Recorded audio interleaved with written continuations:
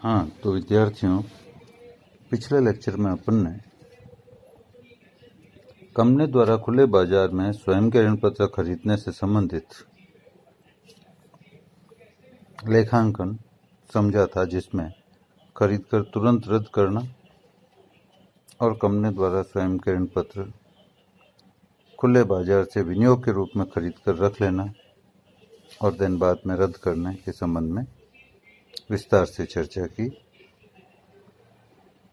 अब अपन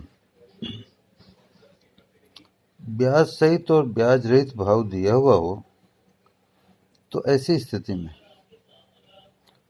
प्रतिभूति खरीदी जाए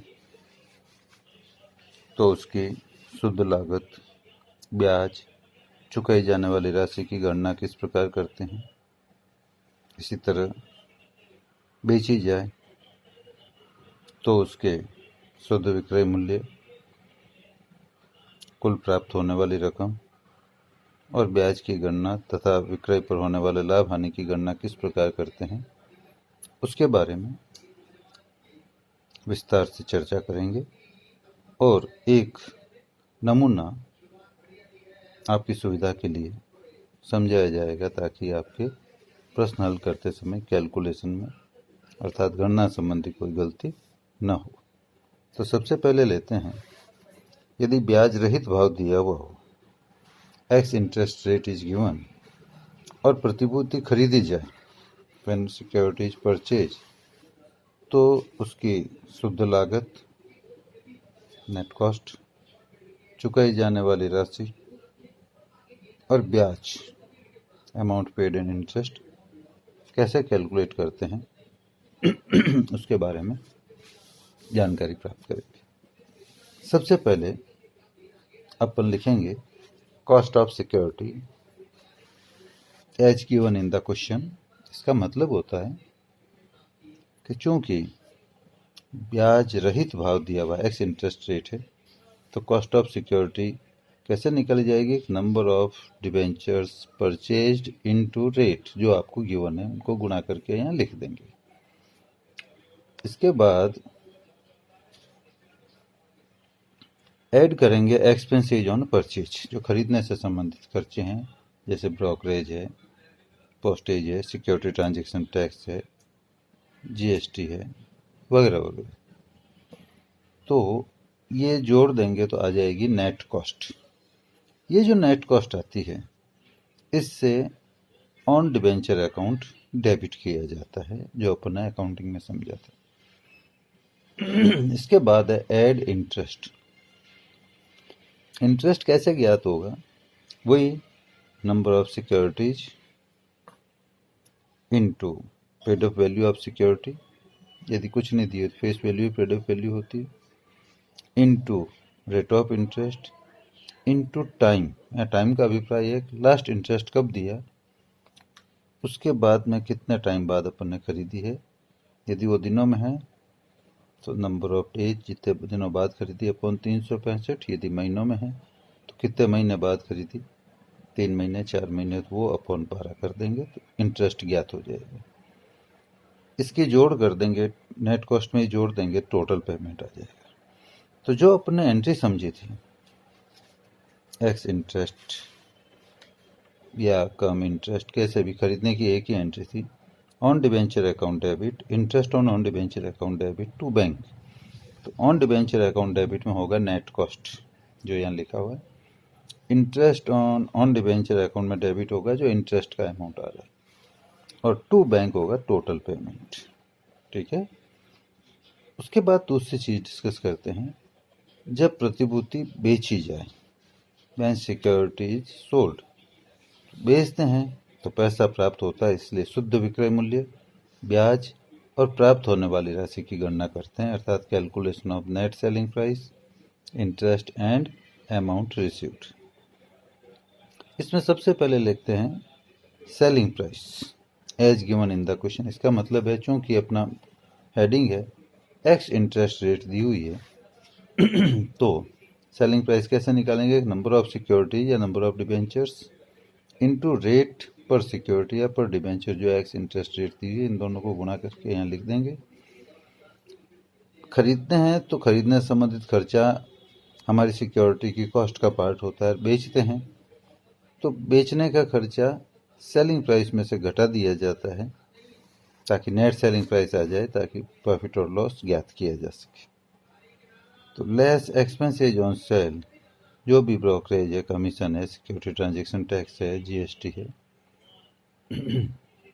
वो घटा लेंगे इसमें से, तो आ जाएगी नेट सेलिंग प्राइस। ऐड करेंगे इंटरेस्ट, क्योंकि अपन बेच रहे हैं सिक्योरिटी को, तो जितने टाइम अपने पास रही है सिक्योरिटी, अर्थात लास्ट में अपन को ब्याज कब मिला, उस तिथि के बाद कितने टाइम तक अपने पास रही, उतने टाइम का ब्याज इन पे अपन को प्राप्त होगा। तो इसलिए ऐड इंटरेस्ट कितना होगा, number of debentures into paid up value पर debenture into rate of interest into दिनों में है तो जितने दिन रहा अपॉन 365, महीनों में है तो जितने महीने अपने पास रही है लास्ट इंटरेस्ट रिसीव होने के बाद अपॉन 12 करना पड़ेगा, तो ये इंटरेस्ट की राशि आ जाएगी। ये जोड़ने के बाद टोटल रिसीव्ड आ जाएगा। तो अपन ने जो एंट्री समझी थी कि स्वयं के ऋण पत्र बेचने पर एंट्री क्या होती है, तो उसमें अपन ने समझा था bank account debit to on debentures to interest on debenture. तो बैंक अकाउंट डेबिट होगा, सबसे नीचे जो लिखा है टोटल रिसीव्ड्स, और टू ऑन डिवेंचर क्रेडिट होगा नेट सेलिंग प्राइस से, और इंटरेस्ट का जो फिगर है वो इंटरेस्ट में लिख दिया जाएगा टू इंटरेस्ट ऑन डिवेंचर। ये कैलकुलेशन हो गई खरीद बेचते समय selling price, net selling price कितनी आई, इंटरेस्ट कितना है, टोटल रिसीव। अब इसको बेचने पर या तो लाभ होता है या हानि होती है। तो लाभ निकालना हो तो profit on sale of security बराबर net selling price minus net cost of security sold. Net selling price आपके यहाँ इससे आ गई। अब जो अपने खरीदी वो सारी बेच दी तो कॉस्ट आपके ऊपर नेट कॉस्ट लिखी हुई है वही आ जाएगी। यदि आपने खरीदे 100 और बेचे 60 ही हैं तो नेट सेलिंग प्राइस तो 60 की आपको गिवन है, कॉस्ट चूंकि 100 की है तो 60 अपॉन 100 इंटू नेट कॉस्ट लिख देना, वो आ जाएगी। तो यदि सेलिंग प्राइस ज़्यादा है, नेट कॉस्ट कम है तो प्रॉफिट आ जाएगा। यदि गलती से कॉस्ट ज़्यादा है और सेलिंग प्राइस कम आ रही है तो हानि आ जाएगी। तो दोनों ही सूत्र लिखे हुए हैं। हानि का है loss on sale of security बराबर net cost of security sold minus net selling price. इसके बाद अपन डिस्कस करेंगे कि यदि आपको भाव, बाजार भाव ब्याज सहित दिया हुआ है, अर्थात यदि ब्याज सहित मूल्य दिया है, कम इंटरेस्ट प्राइस गिवन है, तो ऐसी दशा में प्रतिभूति खरीदी जाए, when सिक्योरिटीज परचेज, तो शुद्ध लागत, ब्याज और चुकाई जाने वाली राशि की गणना कैसे करेंगे, अर्थात calculation of net cost, interest और अमाउंट पेड का कैलकुलेशन कैसे करेंगे। उसके लिए सबसे पहले अपन लिखेंगे cost of security as given in the question. इसका मतलब है नंबर ऑफ डिबेंचर्स या number of securities into rate. ये रेट है कम इंटरेस्ट, इसलिए एक रेट से गुना करके लिख देंगे। एड एक्सपेंसेज ऑन परचेज, जो भी brokerage, postage, security transaction tax जो भी है वो सब यहाँ ऐड हो जाएंगे। खरीदते हैं तो ऐड होते हैं, बेचते हैं तो लेस होते हैं, क्यों अपना उतना पैसा कम होकर मिलता है। तो ये ऐड करके टोटल पेमेंट आ जाएगा अपने को कितना करना है। लेस करेंगे इंटरेस्ट, क्योंकि ऊपर जो कॉस्ट है उसमें ब्याज शामिल है तो उसको अलग करना पड़ेगा ताकि नेक्स्ट कॉस्ट आ जाए। तो इंटरेस्ट कैसे निकालेंगे, वही तरीका पुराना, number of debenture into paid up value पर debenture into rate of interest into time, जितने टाइम उस व्यक्ति के पास इस ब्याज चुकाने के बाद रही है वो टाइम लिख देंगे। तो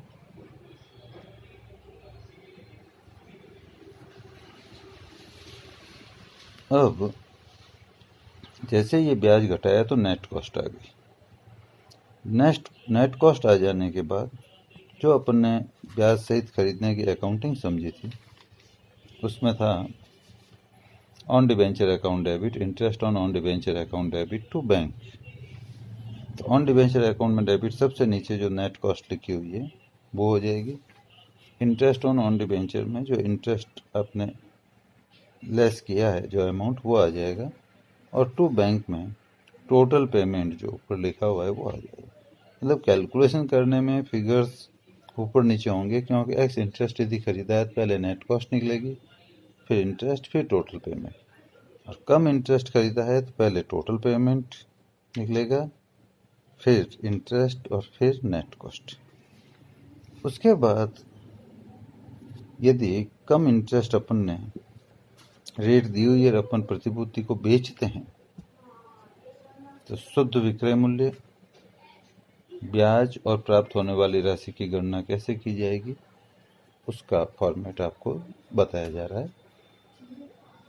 When security is sold, then calculation of net selling price, interest and amount received।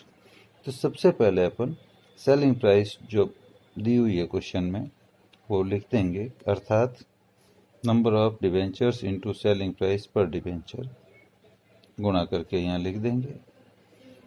Less expenses on sale, इसका परसेंटेज पे होता है वो सेलिंग प्राइस के, तो वो निकाल लेंगे। ब्रोकरेज कमीशन जो भी है वो इसमें से घटा लेंगे। टोटल अमाउंट रिसीव्ड आपको कितना होगा वो आ जाएगा। लेस इंटरेस्ट, वही चीज़ कि अपने पास ये सिक्योरिटी थी तो लास्ट ब्याज अपन को कब मिला, उसके पश्चात बेचने की तिथि तक कितना टाइम अपने पास रही है उतने टाइम का ब्याज निकाल लेंगे, अर्थात number of debenture into paid up value into rate of interest into time से निकल जाएगा, और ये घटाते ही नेट सेलिंग प्राइस ज्ञात हो जाएगी। तो प्रतिभूतियों के विक्रय से होने वाला लाभ और हानि वो पहले बताया एक्स इंटरेस्ट में, वो का वो फॉर्मूला यहाँ लागू हो जाएगा। इस तरह से ये सबसे आसान तरीका है, फॉर्मेट आपको समझा दिया है।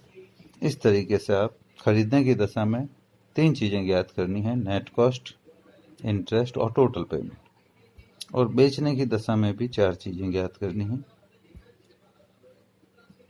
Total received, net selling price और इंटरेस्ट, और उसके बाद लास्ट में प्रॉफिट और loss on sale of security. ये फॉर्मेट आपको बता दिए गए हैं। अब इनको थोड़ा उदाहरण के साथ समझाते हैं। एक उदाहरण लेते हैं अपन। 1 जनवरी 2019 को 1000 रुपये वाले 100 ऋण पत्र 990 रुपये प्रति ऋण पत्र की दर से ब्याज रहित भाव पर खरीदे। मतलब 1 जनवरी 19 को 1000 रुपये वाले 100 ऋण पत्र 990 रुपये प्रति ऋण पत्र की दर से ब्याज रहित एक्स इंटरेस्ट भाव पर खरीदे। इन्हें 31 मार्च को रद्द कर दिया गया। 1 जनवरी को खरीदे हैं, 31 मार्च को रद्द कर दिया गया। इन पर ब्याज 1 जनवरी और 31 जुलाई को मिलता है। तो कुल मिला के 1 जनवरी को अपन ने खरीदे हैं, तो ब्याज तो उस टाइम मिल चुका जिसके पास था उसको, और अपन ने 31 मार्च को रद्द कर दिया है। अर्थात on 1 January 2019 100 debentures of ₹1000 each purchased at 990 per debenture X interest. These were cancelled on 31st March. Interest on then was payable on 1st January and 1st July. तो इसका सॉल्यूशन क्या होगा? बहुत आसान क्वेश्चन है। सबसे पहले अपन एंट्री करेंगे, खरीदे हैं खुद के डिबेंचर, ब्याज का कोई लफड़ा ही नहीं है, क्यों 1 जनवरी को खरीदे हैं, 1 जनवरी को चुका दिया जाता है। तो एंट्री हो जाएगी on debenture account debit to bank, on debenture account debit to bank. Amount कैसे निकलेगा? वही 100 तो नंबर है इंटू 990 रेट, तो 99,000 आ गया, बीइंग ऑन डिबेंचर परचेस्ड। इसके बाद 31 मार्च को आपको इनको कैंसिल करना है, तो 31 मार्च को एंट्री कर देंगे। Debentures account debit 1 lakh, to on debenture 99,000, to capital reserve 1,000। Being on debenture cancelled, खत्म। तो ये आपके सॉल्यूशन इसका हो गया सबसे आसान। इसके बाद अपन एक छोटा सा और उदाहरण लेते हैं, जिसमें आपके स्क्रीन पर है ये उदाहरण कि रमा लिमिटेड ने 1 अप्रैल 2019 को 100 रुपये वाले 1010% अपने ऋण पत्र 101 रुपये ब्याज सहित भाव से खरीदे, कम इंटरेस्ट। ब्याज प्रतिवर्ष 30 जून और 31 दिसंबर को दिया जाता है। इन ऋण पत्रों को 30 जून को रद्द कर दिया गया। इंग्लिश में भी दिया हुआ है आपके। तो कुल मिला के क्या हुआ कि सबसे पहले अपन ये देखेंगे कि रमा लिमिटेड के पास 1 अप्रैल को 100 रुपये वाले 1010% ऋण पत्र 101 रुपये ब्याज सहित भाव से खरीदे। तो एंट्री तो आप कर लो, on debenture account debit, interest on debenture account debit to bank. तो खर्चे के बारे में कुछ नहीं दिया है, तो टू बैंक तो वही 1000 इंटू 101 हो जाएगा, 1,01,000 टू बैंक आ गया। और इंटरेस्ट ऑन डिवेंचर आपको निकालना है, तो उसका तरीका है number of debentures into paid up value. Number of debenture है 1000, पेड अप वैल्यू है 100, तो 1000 इंटू 100 हो गया 1,00,000, और रेट ऑफ इंटरेस्ट है 10%, तो इंटू 10%, तो 10/100, 1,00,000 इंटू 10/100, और इंटू आपने खरीदे हैं 1 अप्रैल को, और ब्याज इन पे दिया जाता है 30 जून और 31 दिसंबर को। तो लास्ट जो व्यक्ति था उस जिससे अपन ने खरीदे उसको ब्याज मिला था 31 दिसंबर को। तो उसके बाद 3 महीने हुए हैं, जनवरी, फरवरी और मार्च। 1 अप्रैल को अपन ने खरीद ली, तो 3 महीने का ब्याज अपन को उसे पे करना है। तो 1,00,000 इंटू 10/100 इंटू 3/12, तो ये हो जाएंगे 2,500। 1,01,000 जो अपन ने फॉर्मेट समझा था अभी कि कम इंटरेस्ट जब अपन खरीदते हैं तो सबसे पहले कॉस्ट ऑफ सिक्योरिटी लिखते हैं, तो वो यहाँ आ जाएगी 1,01,000। एड एक्सपेंसेज कुछ नहीं, टोटल पेमेंट 1,01,000। उसके बाद होगा लेस इंटरेस्ट, तो इसमें लिख दो 1,00,000 इंटू 10/100 इंटू 3/12, 2,500। तो पीछे अमाउंट आ जाएगा 98,500 नेट कॉस्ट। ये आपके इसमें दी हुई है। On debenture account debit 98,500, interest on debenture account debit 2,500, to bank 1,01,000। उस फॉर्मेट में आप डाल दीजिए, सब आंसर अपने आप आ जाएगा। Being on debenture purchased.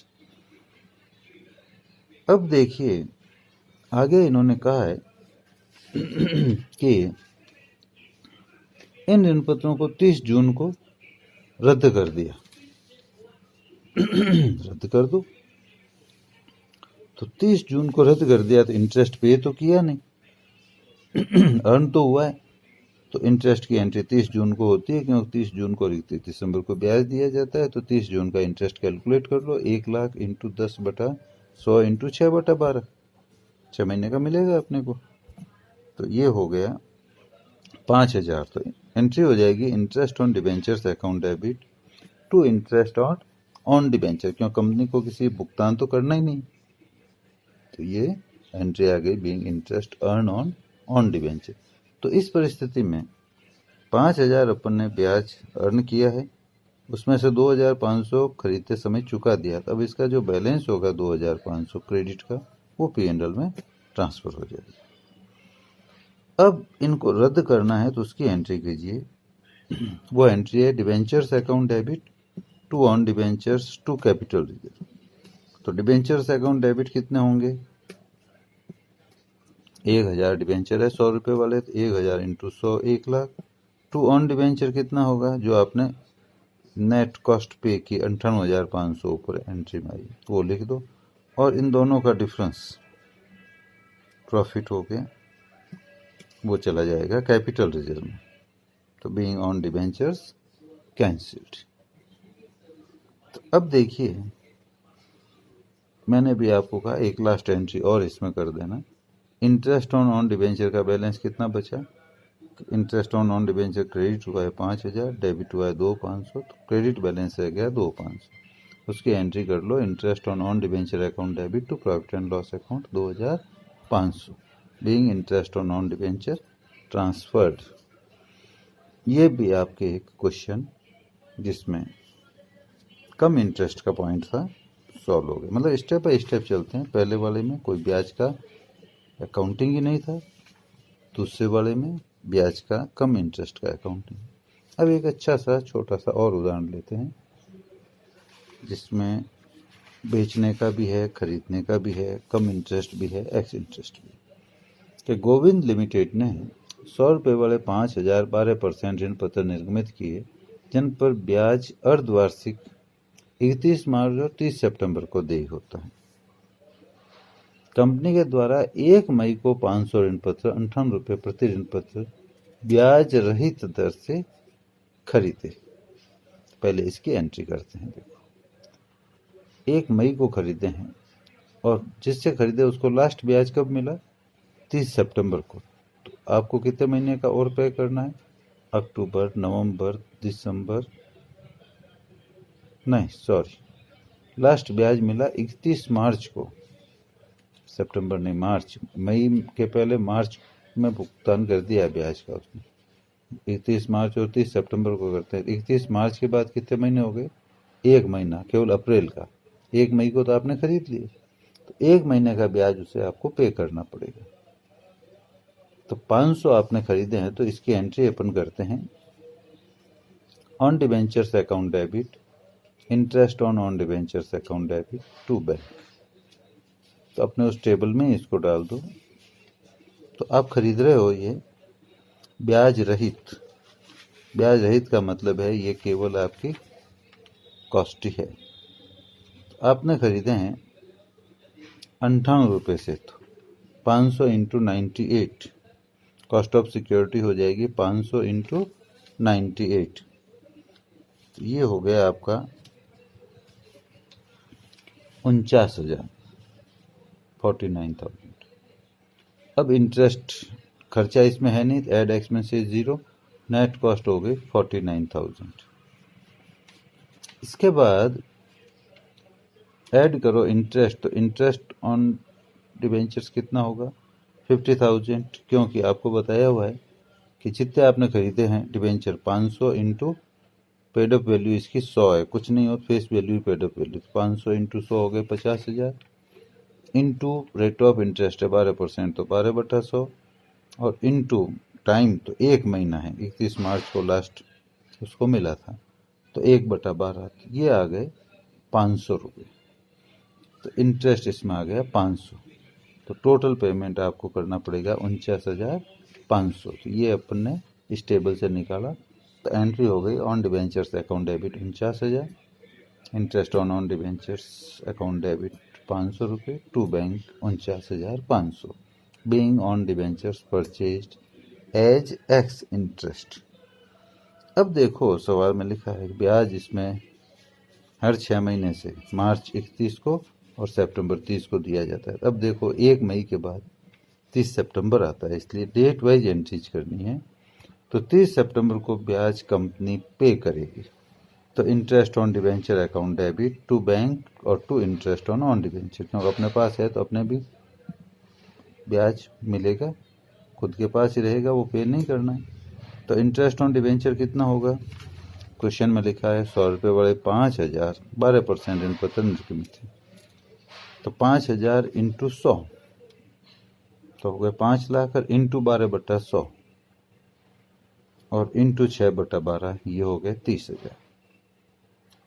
To bank कितना आएगा जो आउटसाइडर को पे करना है? तो अपने खुद के पास कितने हैं? 500 है, तो इसका मतलब है 4,500 आउटसाइडर के पास है। तो 4,500 टू बैंक में आएगा 4,500 इंटू 100 इंटू 12/100 इंटू 6/12, ये हो जाएगा 27,000। और टू इंटरेस्ट ऑन डिबेंचर जो अपने पास ही पड़ा रहेगा, देना नहीं है, वो हो जाएगा 500 इंटू 100 इंटू 12/100 इंटू 6/12, 3,000। तो being interest on debentures paid and adjusted, पे तो किया टू बैंक में है वो, और एडजस्ट हुआ जो अपना खुद के पास ही रहेगा वो। तो ये 30 सितंबर को दूसरी एंट्री हुई। इसके बाद अगला ट्रांजेक्शन है 31 अक्टूबर को, क्वेश्चन में पढ़िए 31 अक्टूबर को 300 ऋण पत्र 102 रुपये प्रति ऋण पत्र ब्याज सहित दर पर खरीदे। आनंद आया। पहले वाला खरीदा था ब्याज रहित, यह है ब्याज सहित, दोनों ही पॉइंट आ गए। तो खरीदे तो बढ़िया किया। अब इसकी भी एंट्री करो। तो ब्याज सहित वाली टेबल में आप देखिए जो लिखा हुआ है सबसे पहले कि कॉस्ट ऑफ सिक्योरिटी। तो ब्याज सहित में कॉस्ट ऑफ सिक्योरिटी में 300 इंटू 102 हो जाएगा। तो 300 इंटू 2 करके यहाँ अमाउंट लिख दीजिए। एड एक्सपेंसेज कुछ भी नहीं। उसके बाद टोटल कीजिए। तो 300 इंटू 102 30,600 आ गए। लेस कीजिए इंटरेस्ट। तो इंटरेस्ट की कैलकुलेशन लिखिए। 300 है डिबेंचर इंटू 100 रुपये है paid up value into rate है 12/100 और इंटू टाइम। तो लास्ट ब्याज 30 सितंबर को मिला, उसके बाद 31 अक्टूबर एक महीना होता है, तो इंटू 1/12 कर लीजिए, तो आ गए 300। ये आपने घटा लिया 30,600 में से, तो 30,300 बच गए। अब ये जैसे ये टेबल कंप्लीट हुई अपन एंट्री कर लो। On debenture account debit net cost कितनी 30,300। इंटरेस्ट ऑन डिबेंचर, इंटरेस्ट का फिगर कितना 300। तो interest on debenture account debit 300। To bank total payment कितना है 30,600। To bank 30,600। Being on debenture purchased at cum interest, ये भी आपके पूरा हो गया अकाउंटिंग। अब देखो क्वेश्चन में आपके क्लियर लिखा है कि 31 दिसंबर को मई में खरीदे गए ऋण पत्र रद्द कर दिए। तो सब ट्रांजेक्शन आ रहे हैं इसमें, एक्स इंटरेस्ट भी खरीदा, कम इंटरेस्ट भी खरीदा, अब रद्द भी कर दिया। 31 दिसंबर को मई में जो खरीदे थे उन्हें रद्द किया तथा अक्टूबर में खरीदे हुए ऋण पत्र को ब्याज रहित भाव से बेच दिया। दोनों काम करते। तो दो एंट्री कर देंगे अपन। पहली एंट्री रद्द करने की करो। 31 दिसंबर को 12% debenture account debit to on debenture और टू कैपिटल रिजर्व। बिल्कुल सिंपल एंट्री है। 12% डिबेंचर कितने थे मई में खरीदे हुए 500। 500 इंटू 100 50,000। टू ऑन डिबेंचर उनकी नेट कॉस्ट कितनी थी 49,000, 49,000 लिख दो। 50 में से 49 गए, 1,000 का प्रॉफिट आ गया। तो to capital reserve 1,000। Being 500 on debentures cancelled. समझ में आ गई। अब आगे लो 31 दिसंबर को जो अपन ने बेचे हैं, हम लिखा है कि जो अक्टूबर में खरीदे उनको 106 रुपये प्रति ऋण पत्र ब्याज रहित भाव से बेच दिए। बढ़िया। तो 106 से बेचा है, ये नेट ही है, और कोई खर्चे है ही नहीं। तो अब आप करो बैंक अकाउंट डेबिट। तो ये आपको निकालना है, तो इसमें सेलिंग प्राइस लिख दो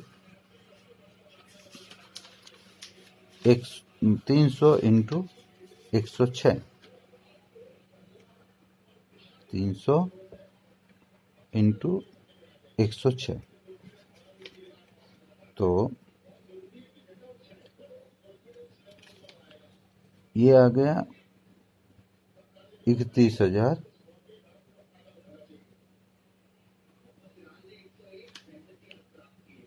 क्षेत्रीय 18 31,800।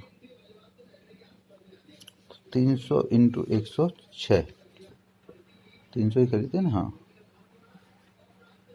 ब्याज रहित भाव से बेचें, बिल्कुल ठीक है। उसके बाद टू अच्छा, उसके बाद ऐड एक्सपेंस, लेस एक्सपेंसेज कुछ नहीं होंगे। ऐड इंटरेस्ट, इंटरेस्ट इसमें है 900 रुपये। तो 900 रुपये कैसे आया? 300 into 100 into 12/100, 300 into 100 into 12/100 into 3/12, क्योंकि 30 सितंबर को लास्ट अपन ने ब्याज दिया है। उसके बाद 3 महीने हो गए, अक्टूबर, नवंबर और दिसंबर, उतने टाइम अपने पास रहे हैं, तो 3 महीने का ब्याज ये हो जाएगा 900। तो पहले अपन ने किया था 300 इंटू 106, 31,800, और ये 900 रुपये जोड़ दिए तो 32,700 रुपये हो गए टोटल। तो टोटल रिसीव हो जाएंगे 32,700।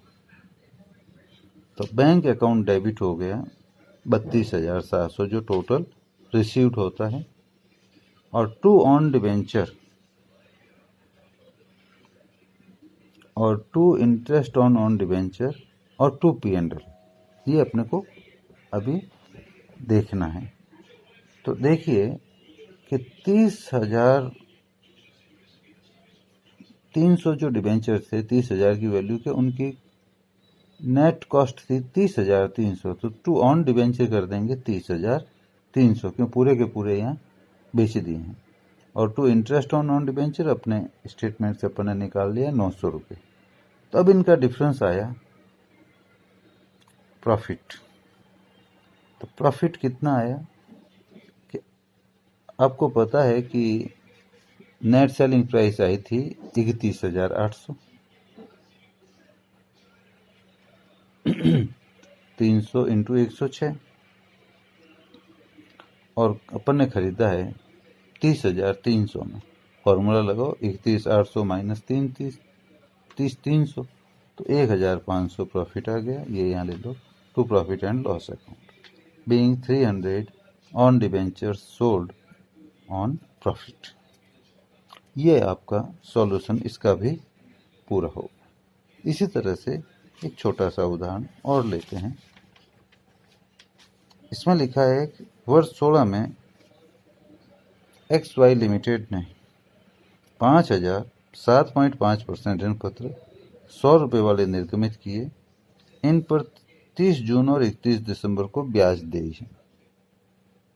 कंपनी 1 मार्च 19 को इनमें से 500 स्वयं के ऋण पत्र 47,500 रुपये में ब्याज सहित खरीद लिए। ठीक है। और ऋण पत्रों को 30 जून 19 तक विनियोगों की तरह रखा और फिर रद्द कर दिया। चलो, तो इसका सॉल्यूशन अब अपन करते हैं।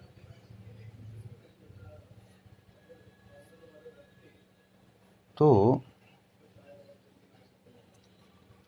सबसे पहले देखिए कि आपने खरीदे हैं तो हो जाएगा ऑन डिवेंचर्स अकाउंट डेबिट,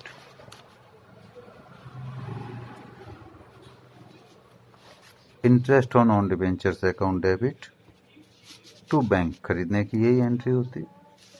और चूंकि ब्याज सहित खरीदे हैं तो अपनी टेबल में जाइए और सबसे पहले कॉस्ट ऑफ सिक्योरिटी देखिए और वहाँ लिखिए 47,500। फिर ऐड एक्सपेंसेज कुछ नहीं, टोटल पेमेंट वही 47,500 आ जाएगा, टू बैंक लिखा हुआ है। अब ब्याज की गणना कीजिए। तो आपको कहा गया है कि 30 जून और 31 दिसंबर को ब्याज दिया जाता है। आपने 1 मार्च को खरीदे हैं, तो लास्ट ब्याज जिससे खरीदे हैं उसको 31 दिसंबर को मिला है, क्यों उसके बाद मार्च आया है, तो 2 महीने का ब्याज होगा। तो 500 इंटू 100 इंटू 7.5/100 इंटू 2/12, ये कैलकुलेशन करोगे तो 625 रुपये आएंगे ब्याज के।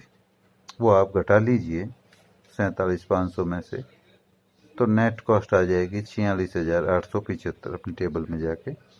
तो एंट्री हो गई हमारी on debentures account debit 46,875, interest on debentures account debit 625 to bank 47,500 being on debentures purchased and paid interest for 2 months। ये 1 मार्च की एंट्री हो गई। इसके बाद क्या होता है कि आपके 30 जून को आप रद्द करते हैं तो उसके पहले ब्याज की एंट्री बनती है 30 जून की। ब्याज तो देना पड़ेगा क्योंकि आपके पास तो 500 है और टोटल 5,000 है, तो 4,500 का तो पे करना पड़ेगा और 500 का आपके यहाँ एडजस्ट होगा। तो 30 जून को ब्याज देने की एंट्री कीजिए। Interest on debenture account debit to bank और to interest on debenture. Interest on debenture account debit कितना होगा? 5,000 इंटू 100 इंटू 7.5/100 इंटू 6/12। तो ये कैलकुलेशन आएगी 18,750। इसके बाद टू बैंक में आपके 4,500 इंटू 100 इंटू 7.5% मतलब 7.5/100 इंटू 6/12। ये कैलकुलेशन आएगी 16,875। और टू इंटरेस्ट ऑन डिबेंचर तो खुद के पास कितने हैं? 500। 500 इंटू 100 इंटू 7.5/100 इंटू 6/12 1,875। तो ये एंट्री पूरी हो गई। Interest on debenture debit 18,750, to bank 16,875, to interest on debentures account 1,875। Being interest on debentures paid and adjusted, pay हुआ है 16,875, एडजस्ट होगा 1,875। अब वो कह रहे हैं रद्द कर दिए, कैंसिल कर दिए, तो वो भी एंट्री अपन जानते हैं। 7.5% debentures account debit to on debentures to capital reserve. क्योंकि सारे के सारे रद्द हुए हैं, फेस वैल्यू उनकी 50,000 थी, तो 7.5% debentures account debit 50,000 to on debentures 46,875 जो अपन ने कैलकुलेट कर रखे हैं। तो डिफरेंस आया प्रॉफिट, तो to capital reserve 3,125 being on debenture cancelled and profit on cancellation transferred. ये आपके ऑन डिबेंचर से रिलेटेड सारा मैटर अपन ने डिस्कस कर लिया। इसके बाद अपन